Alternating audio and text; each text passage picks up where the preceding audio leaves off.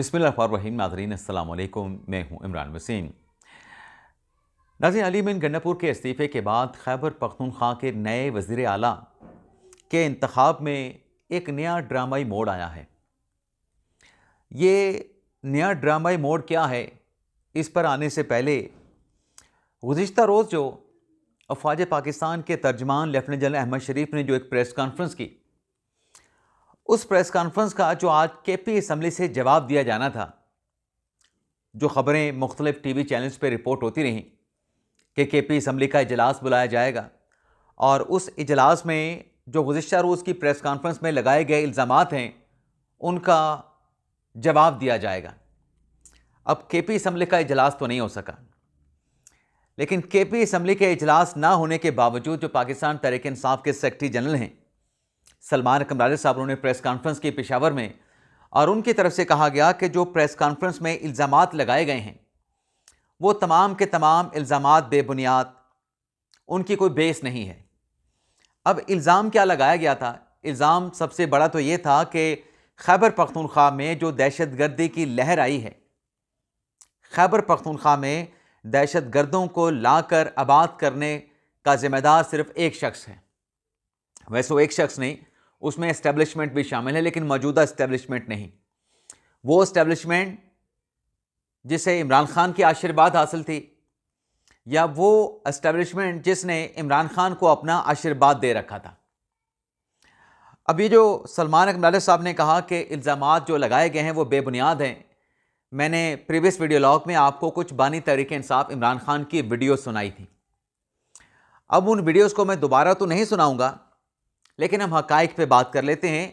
Press conference में जो बात की गई कि नेशनल एक्शन प्लान पर अमल दरामद नहीं हुआ, वो नेशनल एक्शन प्लान जिसमें इमरान खान साहब भी शामिल थे, सियासी क़यादत शामिल थी, कबायली इलाकों के माहिदीन शामिल थे। अब उसमें क्या नुक्ता था? अफ़गानियों को निकाला जाएगा जिनके पास डॉक्यूमेंट्स नहीं हैं, जिनके पास कानूनी दस्तावेज़ात नहीं हैं। अच्छा, यहाँ पे बात सिर्फ उन अफ़गानियों की होती है जिनके पास कानूनी डॉक्यूमेंट्स नहीं हैं। जो महाजर कैंप्स में बैठे हैं उनके पास डॉक्यूमेंट्स मौजूद हैं, उनको निकालने की बात नहीं होती। लेकिन यहाँ पे सियासी प्रोपेगेंडे के लिए चीज़ों को मिक्सअप कर दिया जाता है। यानी आप अगर बरतानिया में हैं, आपने असाइलम ले रखा है, तो बरतानिया के हुकाम आपको नहीं निकालेंगे। लेकिन अगर आप गैर कानूनी तौर पर मुकीम हैं, आपके पास कोई लीगल जस्टिफिकेशन नहीं है, तो बरतानिया या कोई भी जो मुल्क है वो आपको उठा के बाहर फेंक देगा, चाहे वो पाकिस्तानी है, चाहे उसका ताल्लुक किसी भी मुल्क के साथ है। तो नेशनल एक्शन प्लान पे अमल दरामद नहीं हुआ, जिसमें ये बात लिखी गई थी कि दहशतगर्दी का और दहशतगर्दों का खात्मा किया जाएगा। ये बात तो बिल्कुल दुरुस्त है, और इसमें बेबुनियाद होने वाली क्या बात है? और फिर नेशनल एक्शन प्लान में ये भी था कि अफ़गानी जो हैं उनको बेदखल किया जाएगा, निकाला जाएगा जो गैर कानूनी तौर पे मुकीम हैं। ये भी कोई बेबुनियाद वाली बात नहीं। और फिर कैपेसिटी बिल्डिंग करनी थी, इदारों को स्ट्रॉन्ग करना था। खैबर पख्तूनख्वा में काउंटर टेररिज्म का जो डिपार्टमेंट है, ना सिर्फ उसको कायम करना था, उसको स्ट्रेंथन भी करना था। ये नहीं किया गया। जो गवर्नेंस के गैप्स हैं उनको ख़त्म किया जाना था, बजाय इसके कि लॉ एंड ऑर्डर की सूरत को जाके अफ़वाज पाकिस्तान कंट्रोल करे। ये लोकल इंतज़ामिया और सूबाई हुकूमत ने ये ज़िम्मेदारियाँ संभालनी थी, ये काम नहीं किया गया। तो इन इल्ज़ामात में बेसलेस होने वाली क्या बात है, बेबुनियाद होने वाली क्या बात है? और फिर उसमें एक नुक्ता ये भी था जो सबसे अहम है, नेशनल एक्शन प्लान के तहत कि रियासत की तरफ से, रियासत में तमाम इकाइयाँ भी शामिल थीं, दहशतगर्दी के ख़िलाफ़ जो है वो बयानिया बनाया जाएगा। लोगों के जहनों में ये बात बिठाई जाएगी कि ये अफरियत है, ये नासूर है दहशतगर्दी, इसका हमने ख़ात्मा करना है, इसके सहूलतकार हमने नहीं बनना। क्या वो बयानिया 13 साल से तहरीक इंसाफ की हुकूमत है वो बनाया गया? नहीं बनाया गया, बल्कि उस बयानिए के अगेंस्ट नैरेटिव बनाया गया। अब मुज़ाकरात की बात की जाती है। अब यहाँ पे देखें ना, कितना बड़ा एक तज़ाद और कितना बड़ा गैप है कि खान साहब कल के पैगाम में कहते हैं कि हमने तो उस पॉलिसी को मुस्तरद कर दिया था जिसमें दहशतगर्दों को अफ़गानिस्तान से लाकर पाकिस्तान में आबाद किया जाना था। अच्छा, जब आपने मुस्तरद कर दिया था तो फिर आप उन लोगों के साथ बातचीत और मुज़ाकरात की बात क्यों करते हैं? फिर तो उनके खिलाफ ऑपरेशन होना चाहिए, फिर तो आपको उनको सपोर्ट नहीं करना चाहिए, क्योंकि आप तो आपके मौक़िफ़ के मुताबिक आप इस पॉलिसी के खिलाफ थे कि उन दहशतगर्द अनासर को वापस ला के बसाया जाए। आप तो मुखालफत कर रहे थे। अब अगर खान साहब के अपने पैगाम, अपने स्टांस के मुताबिक एस्टेब्लिशमेंट भी वही बात चाह रही है कि ये गलत आए हैं, इनको निकाला जाए, तो फिर इसमें रुकावट या इसमें फिर जो पॉलिसी है, पॉलिसी के अगेंस्ट बयानिया बनाने की क्या ज़रूरत है? इसके अलावा जुनैद अकबर साहब, जो केपी वज़ीर आला का इंतखाब होना है, जुनैद अकबर साहब तहरीक इंसाफ के सदर हैं खैबर पख्तूनख्वा के, उनकी तरफ से अरकान को एक धमकी नुमा, थ्रेटिंग नुमा जो है एक पैगाम दिया गया है। जुनैद अकबर साहब ने कहा है कि जो हमारा जो 92, 93 का हमारा नंबर है, हमारे पास अक्सरियत है और बिल्कुल तहरीक इंसाफ के पास अक्सरियत है। आज के दिन की अगर हम बात करें, नंबर गेम का पलड़ा इस वक्त तहरीक इंसाफ की तरफ ही है, क्योंकि आपके पास 92, 93 का नंबर है, अपोजिशन के पास 53 का नंबर है। लेकिन ये जो जुनैद अकबर साहब का कहना है कि अगर किसी भी हमारे पीटीआई की हमायत याफ्ता जीतने वाले रुकन ने अगर हमारे कैंडिडेट सोहेल अफरीदी को वोट नहीं दिया, तो उसका घर में रहना मुश्किल कर दिया जाएगा, वो अपने घर में नहीं रह सकेगा।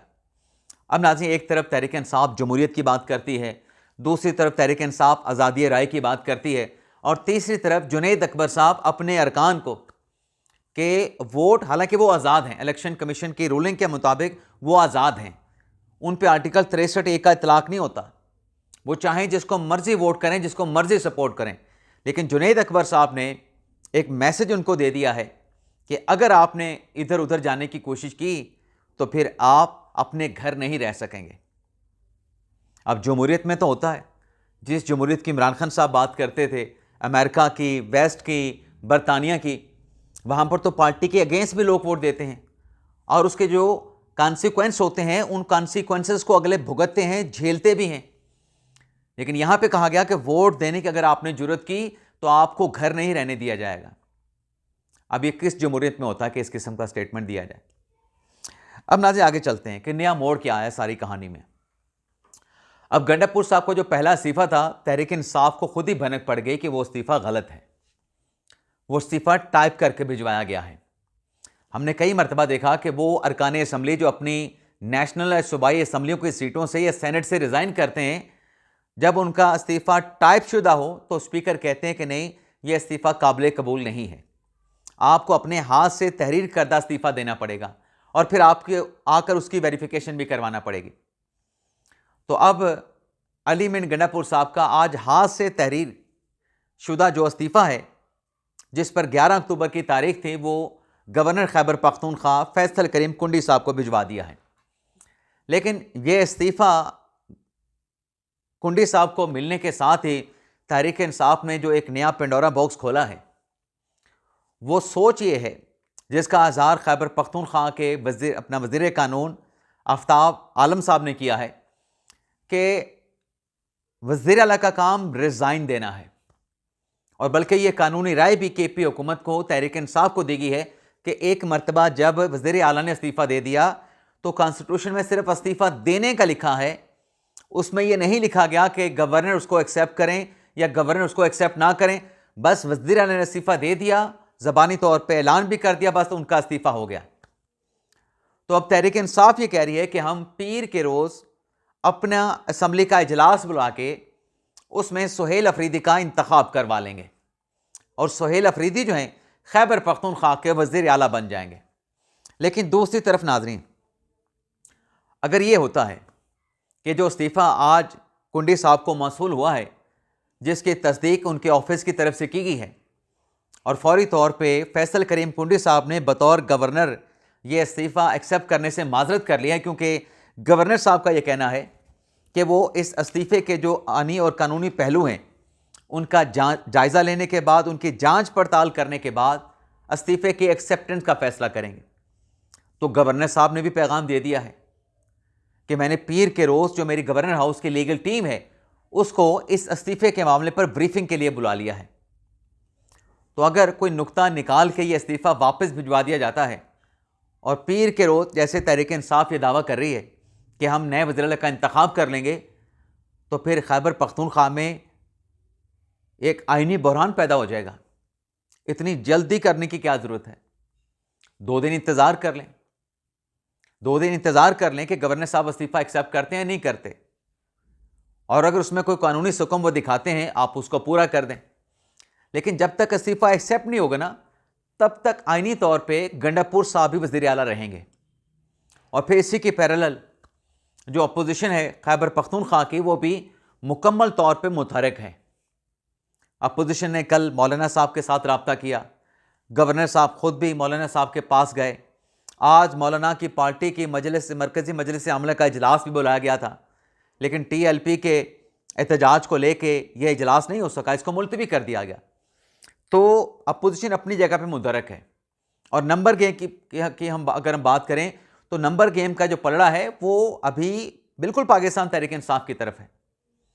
लेकिन आइंदा आने वाले दिनों में क्या होता है कुछ हतमी तौर पे नहीं कहा जा सकता, लेकिन ये हकीकत है कि नंबर गेम तहरीक इंसाफ के पास है। लेकिन जो अपोजिशन है वो अपने तय मुतहरक है कि अपना कैंडिडेट भी लेके आएँ और उस कैंडिडेट को किसी तरीके से जोड़ तोड़ करके दूसरी साइड से बंदे तोड़ के उसको कामयाब भी करवाया जाए।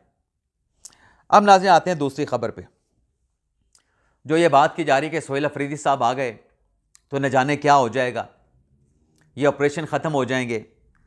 नाज़रीन ये बात तो वाज़ेह है, जो भी रियासत की रिट को चैलेंज करने वाले हैं, चाहे वो बराह रास्त रियासत की रिट को चैलेंज करने वाले हैं, चाहे चैलेंज करने वालों के जो सहूलतकार हैं, एक बात की तो क्लैरिटी है कि दहशत गर्दों के ख़िलाफ़ ऑपरेशन होगा और दहशत गर्दों के ख़िलाफ़ टारगेटेड और जो इंटेलिजेंस बेस्ड ऑपरेशन है उसके रास्ते में कोई रुकावट, कोई किसी किस्म की जो कदगन है नहीं लगाई जा सकती, ना कोई लगा सकता है। और पॉलिसी यही रहेगी कि टेररिस्ट एलिमेंट के साथ किसी किस्म की बातचीत नहीं होगी। ये इन लोगों के साथ उसी ज़ुबान में बात होगी जिस ज़ुबान में ये बात करते हैं, जिस ज़ुबान में ये बात करते हैं उसी ज़ुबान में इनको जवाब दिया जाएगा। तो ये बड़ी क्लैरिटी है, इसमें किसी किस्म का कोई इबहम नहीं। अगर किसी का इबहम है कि सोहेल अफरीदी साहब आएंगे तो न जाने क्या हो जाएगा, ये सारी कार्रवाई खैबर पख्तूनख्वा में इन टेररिस्ट जो आउटफिट्स हैं, जो एलिमेंट्स हैं, उनके ख़ात्मे के लिए चलेगी। और इसमें जो एक होता है ना कि शिद्दत है, वो शिद्दत तो ज़रूर देखी जाएगी, लेकिन होगा वही कि इंटेलिजेंस बेस और टारगेटेड ऑपरेशन किए जाएंगे और इसके रास्ते में हाइल कोई भी रखना जो है उसको बर्दाश्त या उसकी इजाज़त नहीं दी जाएगी। अब नाज़रीन आते हैं जो हमारी दूसरी खबर है, TLP किसको खुश कर रही है। ये मैंने थंबनेल पे क्यों लिखा, साहबजादा जनाब जो रिजवी साहब हैं, बड़े रिजवी साहब के जो बेटे हैं, उनका एक मैंने क्लिप देखा जिसमें वो कह रहे थे कि ये हमारे ऊपर जो तशद्दुद किया जा रहा है, हमारा रास्ता जो रोका जा रहा है, फ़लस्तीन के मामले पे हम प्रोटेस्ट कर रहे हैं, ये रास्ता रोक के हमारे ऊपर तशद्दुद करके ये किसको खुश किया जा रहा है। तो मेरे जहन में भी एक सवाल आया। पहले तो आज पंजाब पुलिस ने कुछ रेड किया है TLP के मजहबी जमात के ऑफिस पे, वहाँ से बड़ी करेंसी वहाँ से जो है वो दिखाई गई है उन वीडियोस में जो पुलिस ने जो है वो पब्लिक की है। ये पुलिस का दावा है कि वहाँ से बड़ी मतलब बहुत ज़्यादा करेंसी जो है वो बरामद हुई है, जिसमें पाउंड्स भी थे, जिसमें डॉलर्स भी थे। तो ये करेंसी कहाँ से आ रही थी, फिर उसे कैश की सूरत में TLP ने, मजहबी जमात ने अपने दफ्तर में क्यों रखा हुआ था? क्योंकि कानून के मुताबिक तो आप पैसा इस तरीके से अपने पास नहीं रख सकते, आपने उसको जस्टिफाई करना है कि लीगल मनी है, वाइट मनी है या ब्लैक मनी है। इसलिए तो कहा जाता है कि जो मदारस हैं, इस तरह की जो तंजीमें हैं मजहबी, उनको अकाउंटेबल ठहराया जाए ताकि मुल्क में दहशतगर्दी से मुतल्लिक जो चीज़ें हैं उनको स्ट्रीमलाइन किया जा सके। अब जो रिजवी साहब जो कह रहे हैं, देखें सब आशिकान रसूल हैं, हम भी आशिकान रसूल हैं, आप भी आशिकान रसूल हैं, और इस बात पे हम सबका ईमान है, ला इलाहा इल्लल्लाह मुहम्मद रसूलुल्लाह। कि दुनिया कायनात का जो मालिक है अल्लाह है, और जो नबी पाक सल्लल्लाहु अलैहि वसल्लम हैं वो आखिरी नबी हैं, और नबी पाक सल्लल्लाहु अलैहि वसल्लम को रहमतुल आलमीन बना के भेजा गया है। अब अगर एक डॉक्यूमेंट से फ़लस्तीन में सीज़ फायर हो गया है और वहाँ पे मिठाइयाँ बांटी जा रही हैं, वहाँ पे खुशियाँ सेलिब्रेट की जा रही हैं, अल्लाह ताला के हजूर सजदा शुक्र अदा किया जा रहा है, तो फिर यहाँ पे तूफ़ान क्यों बरपा है? ये एहतजाज जो इस किस्म का किया जा रहा है, जिसमें लाहौर के लोग जो है वो ज़िल्लुल ख्वार हो रहे हैं, लोग हॉस्पिटल नहीं पहुँच पा रहे, लोग अपनी मंजिल मकसूद पे नहीं पहुँच पा रहे, रास्ते बंद हैं, इसका ज़िम्मेदार कौन है? जब फ़लस्तीन और इसराइल वाले, फ़लस्तीन और गज़ा वाले खुश हैं, तो फिर इस किस्म का एहतजाज करके फिर जो मजहबी जमात है वो किसको खुश कर रही है? तो फिर ये सवाल भी तो उठता है ना। इजाज़त चाहते हैं नाज़रीन, अल्लाह हाफ़िज़।